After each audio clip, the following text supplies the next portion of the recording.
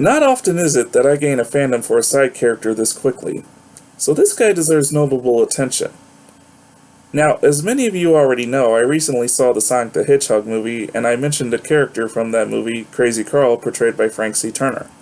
I also mentioned how I was going to have to talk to you all about him later. Well, here we are, and the time is now. At the beginning of the movie, Crazy Carl is a conspiracy theorist who lives in Green Hills along with all the other cast of characters, and is the only one who is completely aware of the interdimensional exile, who is our title character. As a result, he's considered as a complete and total crackpot by the others who live in that town, but let's face facts. Even if the whole town was aware of Sonic's existence, he'd still be nuttier than squirrel feces. However, since throughout the movie he's the only one who actually believes that Sonic the Hedgehog exists, and without knowing his name, he dubs Sonic the Blue Devil, similar to other cryptids such as Bigfoot, the Jersey Devil, and the Loch Ness Monster. If there's a steady paycheck in it, I'll believe it. There's not. Anyway, we see at the beginning of the movie, Carl tries to catch Sonic in a series of traps, including, but I'm sure not limited to, bear traps and leg snares, all of which fail because his opponent is Sonic the Hedgehog. In fact, he even comically gets caught in one of the leg snares and gets humorously taunted by Sonic for all his troubles. And that's pretty much all we see of him there.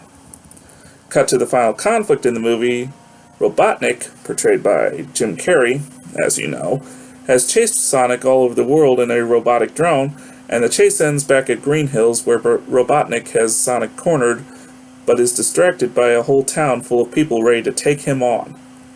Front and center, next to Sheriff Tom and fellow officer Wade Whipple, portrayed by James Marsden and Adam Pally respectively, at his ready to defend the Hedgehog is Crazy Carl, ready to defend the Blue Blur with a chainsaw. A scene that kinda gave me the warm and fuzzies, but let's put this into perspective. Crazy Carl, a man who everyone believes to be a crackpot, has probably been in this feud with this little blue guy for, let's say, at most 10 years, finally gets vindicated by everyone seeing his opponent.